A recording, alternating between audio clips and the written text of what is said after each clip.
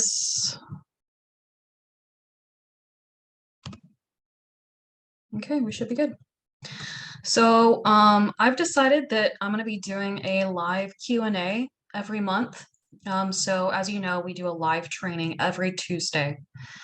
But I figured probably the last Tuesday of the month will be a routine live Q&A.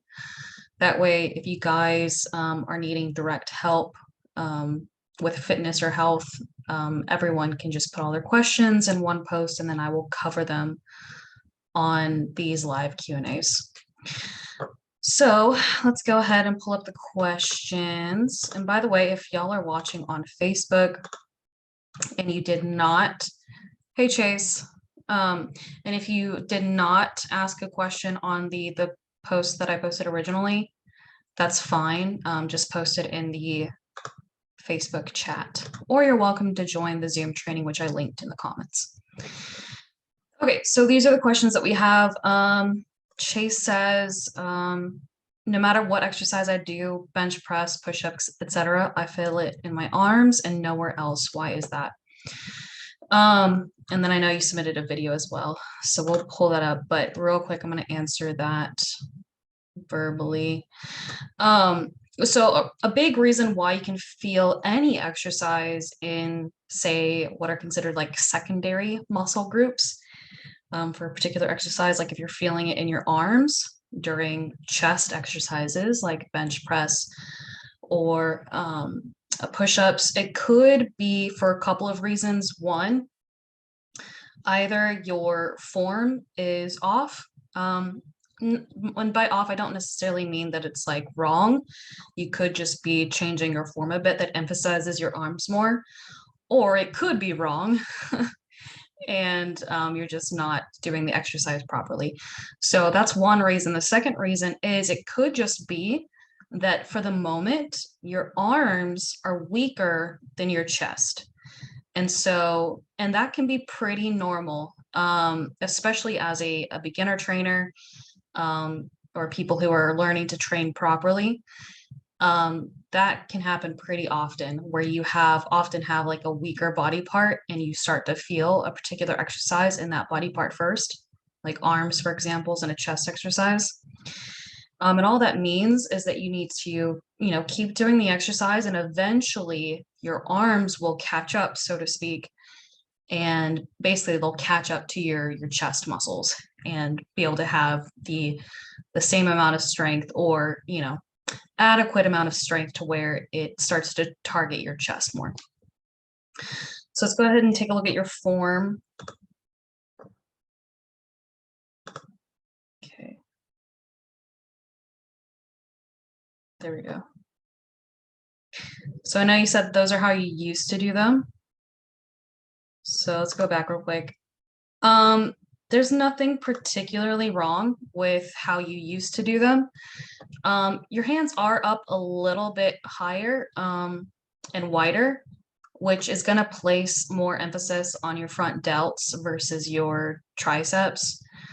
But there's nothing particularly wrong with it. Like, your form is fine. It's good that your butt is up a little bit. I would just say go down a little bit further, increase your range of motion to where at the very least your shoulder joints comes to the same height as your elbow joint. And that's going to be a fuller range of motion. So let's take a look at that real quick again.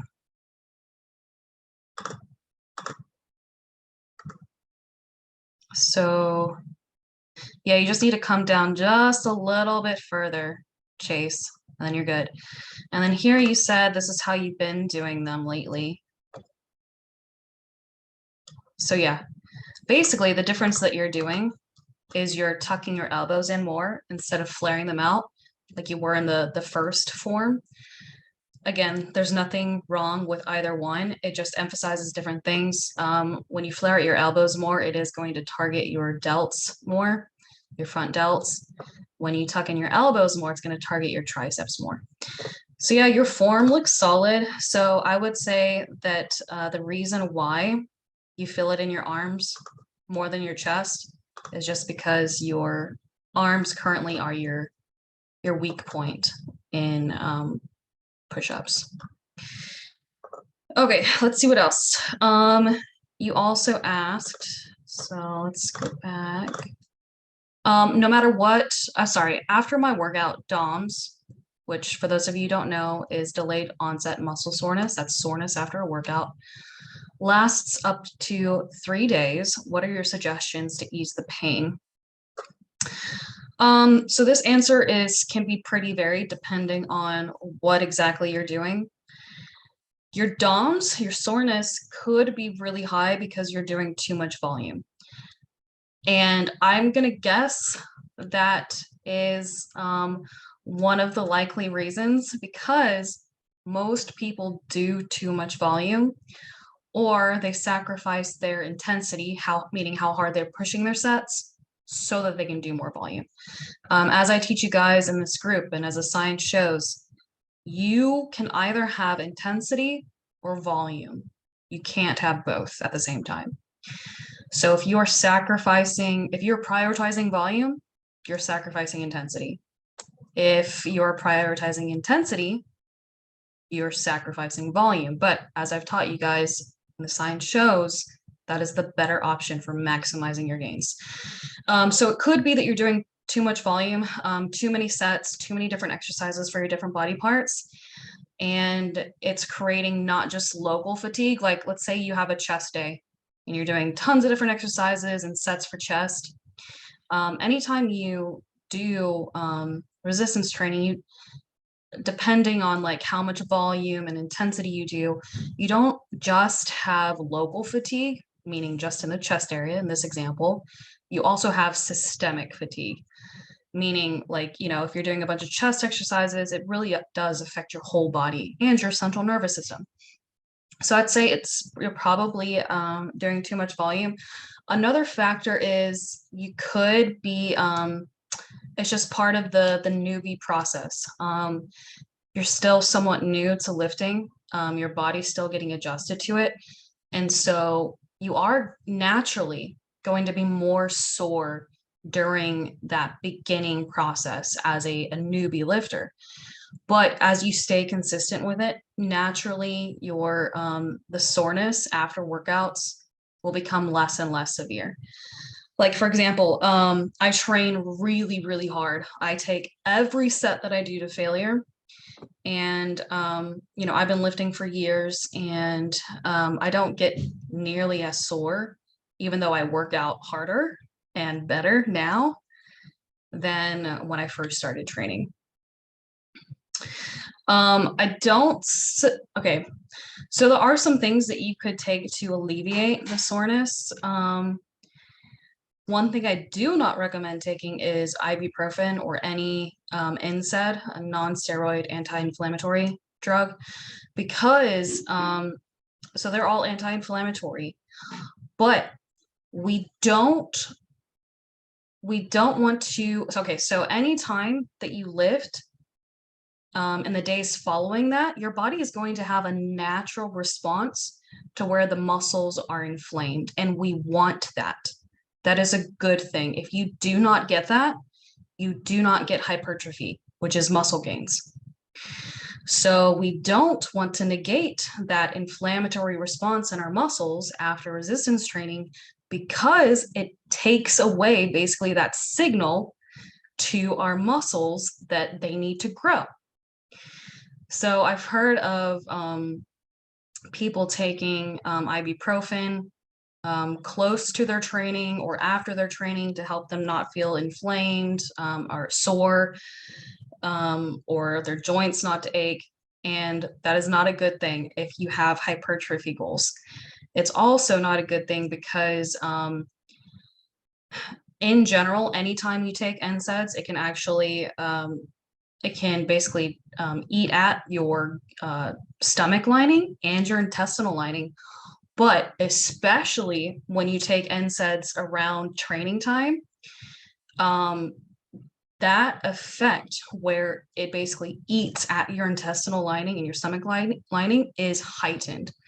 So you have a greater chance of developing intestinal permeability to some degree or another. I'm not saying that it inevitably is going to give you you know, the medical condition of intestinal permeability. It could happen, but to some degree or another, it is going to basically break down your intestinal lining and your stomach lining. So what you can take to help alleviate DOMS, muscle soreness, is glutamine.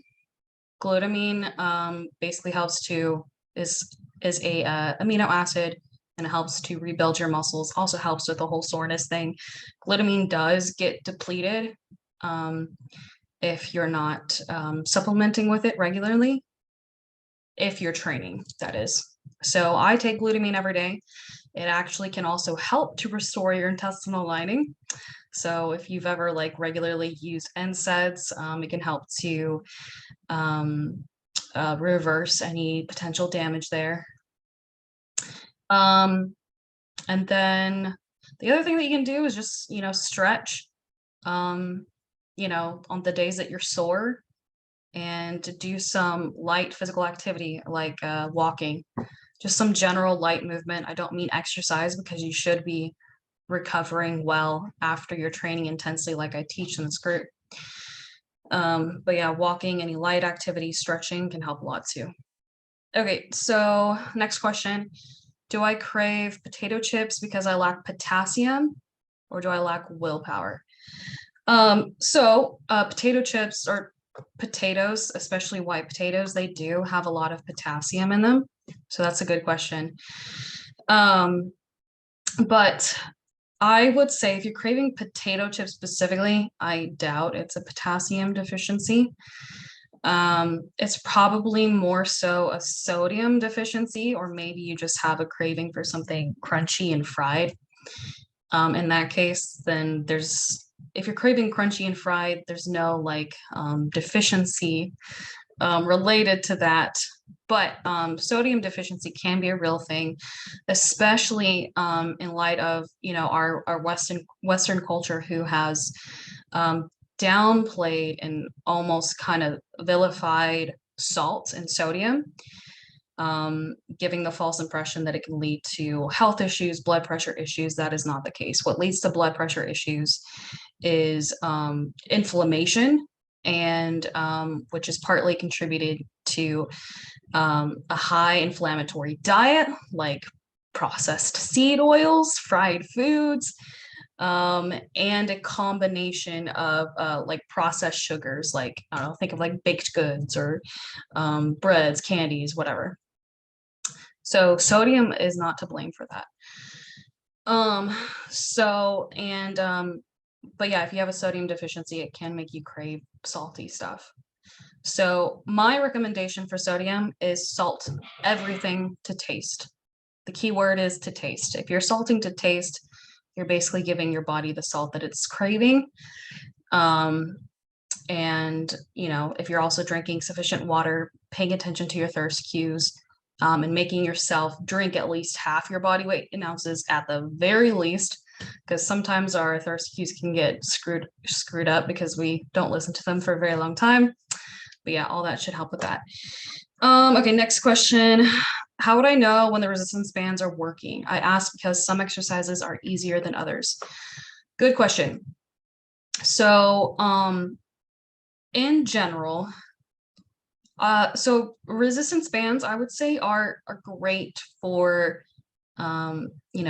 beginners who maybe don't have access to a gym, maybe don't yet want to go to a gym, and just want cheap equipment that can help them do every exercise. And in fact, I recommend resistance bands to my own clients who are in that same situation. But they are not the best for long-term goals like intermediate or advanced lifters, because the resistance profile is very unnatural. If you think about it, a resistance band is going to have, so let's say you're pulling, you're doing row. And so at the beginning of the pull, it's going to be very easy because the resistance band isn't very, oh, sorry guys, almost had to sneeze. At the beginning, it's going to be very easy because the resistance band is not stretched very far. But as you keep pulling it further and further, the resistance band gets stretched even further and further. And so it gets harder and harder. That's what I mean by a natural resistance profile. Versus like if you're using free weights or a machine, if the machine is well designed, it is going to have the same tension at the beginning of the movement to the middle to the end. So it's technically the same weight throughout the entire range of motion. Whereas with a resistance band, it's lightest here, and then it gets harder and harder and harder. So in that regard, it's not the best type of equipment to use for really anybody, but it can be perfectly fine as a starting tool for beginners. Now, how do you determine if they're effective? So one, you want to make sure you're doing the right exercises. There are a lot of silly exercises out there that are one, unsafe, and two, ineffective. If you guys want examples of that, I have a training specifically on unsafe and ineffective exercises that you should avoid. It's a really interesting training. So let me know if you want the video or the guide. Sorry, I just have a video on it. So you want to make sure you're doing an effective exercise. And two, I recommend when it comes to, so any exercise you're doing, you should be aiming for progressive overload. And that means that you are getting stronger in that specific exercise in one way or another. And those two ways are more weight than you did last time or more reps than you did last time. Now, I recommend double progression, which means you choose a rep range that you want to reach failure. So just as an example, let's say you want to reach muscular failure between 4 to 6 reps. That is your target rep range. So you choose a weight. Let's say you're squatting 400 pounds for 4 reps. Okay, you're squatting 400 pounds. You can only get 4 reps with proper form, and then you're done. So next workout, you're going to do 400 pounds at 5 workouts, or at least aim to do so. The workout after that, you're going to do 400 pounds for 6 reps. Once you reach that upper rep range threshold, you then increase the weight and start at the lower rep range. So 405 pounds at 4 reps, 405 pounds at 5 reps the next week. The week after that, 405 pounds at 6 weeks. 6 reps. And then you increase the weight again and you keep going like that. That's double progression. So as long as that is happening, that you're getting progressive overload, meaning more weight and or more reps, the resistance bands are working. Also, I highly, highly recommend training to failure. I've covered how that is all you need to maximize your strength and muscle mass. And if you do so, most people, even intermediate and advanced lifters, don't know what training to failure looks or feels like. They don't. They just don't. It is a learning process for everybody. So I recommend getting a coach or a friend, professional friend who knows what training to failure looks and feels like. Have them watch your form, watch your exercise, and give you guidance on how to actually train to failure. Because that is the most effective, most time efficient way to train. And when you do that, when you train to failure, you only need 1 set per exercise. Okay, next up. By the way, guys, if y'all have any questions, just leave it in the comments. Okay, so I think I got all of that. Yes, I did. Okay, so next question is, why do people get deficient and need supplements?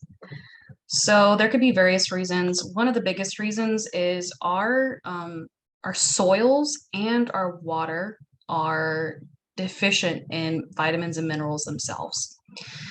One of the big reasons why our soil and water is now more deficient than it used to be, like say in the 1940s or earlier, is because we overproduce on our soils. So if you think about it, the plants that are growing on the soil are taking up the nutrients from the soil. If we keep producing plants and vegetables, things like that in soil, and not allowing the soil to rest, so to speak, or remineralizing the soil, then it gets depleted over time. So there's a very good reason why God commanded the Israelites to let the land rest every seventh year. It wasn't some silly law that he commanded them to do. It had a purpose. And when you don't allow that to happen, it can lead to soil deficiencies, which leads to vitamin and health deficiencies in us. So that's one reason. Another reason why people get deficient is their quality of diet. They probably aren't consuming mostly whole foods, which is where most of the nutrition is. And then even if they do, we've basically come to a point to where we have to supplement with some vitamins and minerals. For example, 80% of Americans are deficient in magnesium.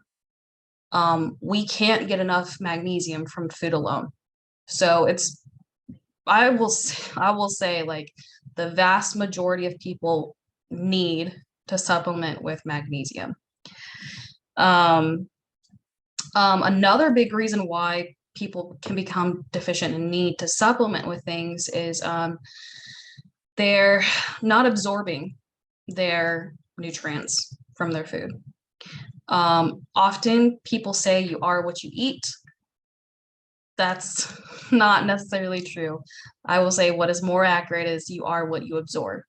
I can speak from personal experience. Some of you guys know my severe digestion issues that I've been struggling with for a while. I've been able to help so many clients and people with their digestive health. And I tried to do the same with myself, but my IBS, irritable bowel syndrome, among other gut issues, was so severe that I basically had to hire a doctor to help me. In the process of healing my gut, and by the way, I eat a mostly whole foods diet, but in the process of healing my gut, the healing process can be hard on the body. And in that process, I ended up developing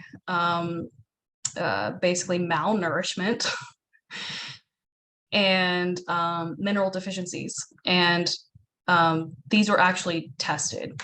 So I have blood work that shows that I was malnourished and had mineral deficiencies.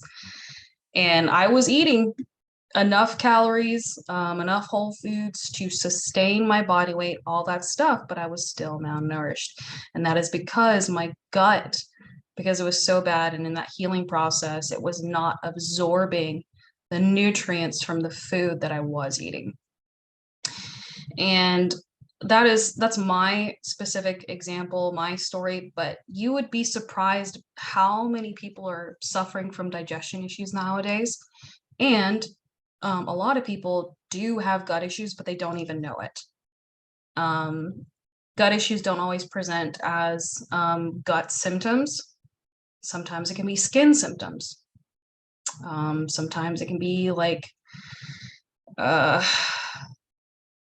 can't think of another example, but yeah, there's so many people out there nowadays who have gut problems. So I would really emphasize, focusing on your gut health. If you don't know how to do that, then, hire someone who can help you to heal, because that's going to save you so much time, energy, and money. Take it from me. I thought I knew a ton about gut health, and I do, but I just, with how severe mine was, I wasn't able to heal myself. And I ended up wasting a lot of time, energy, and money in that process. So I wish I had hired someone sooner to help me heal. Okay, let's see.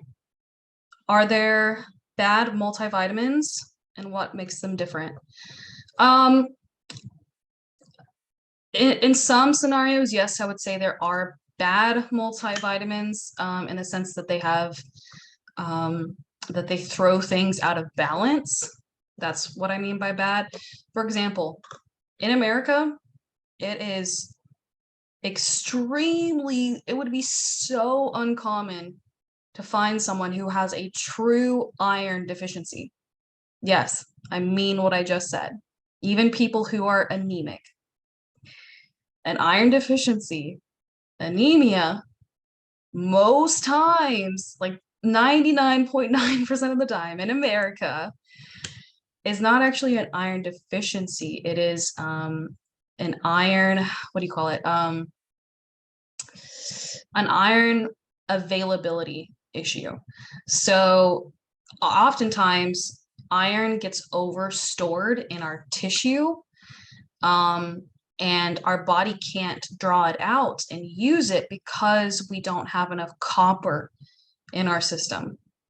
So anytime that you have one mineral or one vitamin, it is always affected inversely by another vitamin or mineral. For example, iron and copper are inversely related. The more iron that you have, the less your copper is.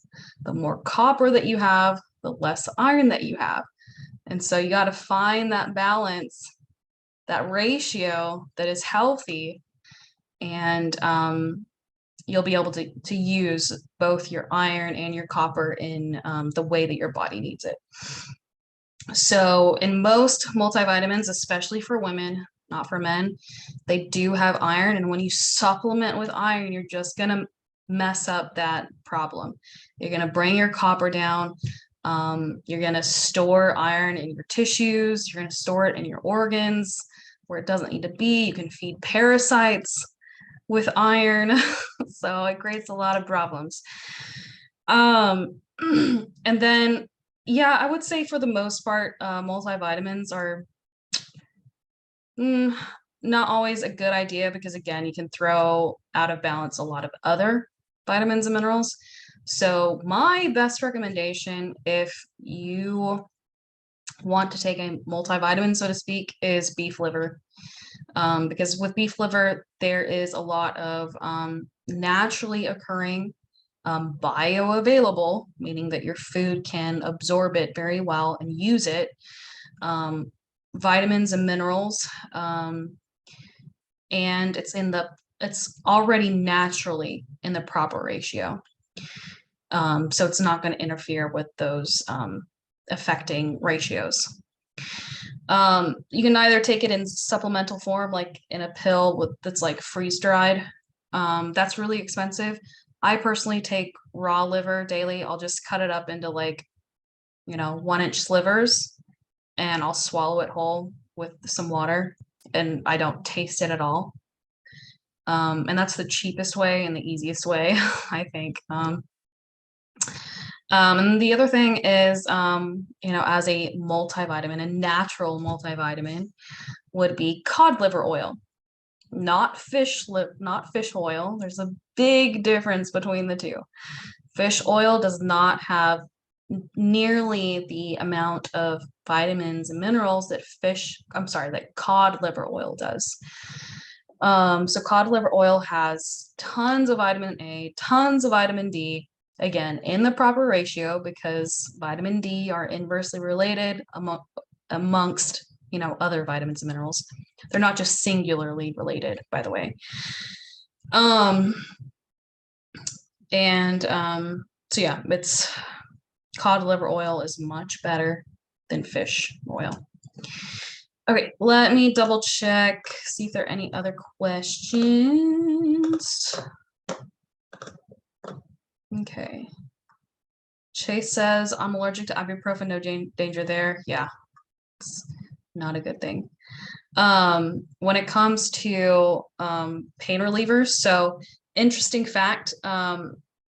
Okay, so during my menstrual cycle, I used to have to take ibuprofen around the clock to alleviate cramps. And I was doing that for like the majority of my life until very recently, and I ended up finding a natural substitution, and that is PEA. It stands for some really long compound that I have not memorized, but it is a naturally occurring compound that is anti-inflammatory, but it does not have those negative effects to the gut. And actually, it can help to heal your intestinal lining, your stomach lining. So I've been taking PEA for my last 3 periods, and it's been the most effective natural pain reliever that I've ever taken before. And so it's also an extra plus that, like, while I'm healing my gut, I'm not doing damage with ibuprofen around my period, and I'm instead helping to heal it additionally with the PEA. I do recommend micronized PEA. It is much more effective. I did try just normal PEA that was not micronized, and it was not nearly as effective. So you can buy some on Amazon. That's where I buy mine. And yeah, highly, highly recommend it. So cool. Cool. Yeah, I don't see any other questions. So I hope you guys liked it. If you'll have any questions later on, just comment on this post and I will answer them.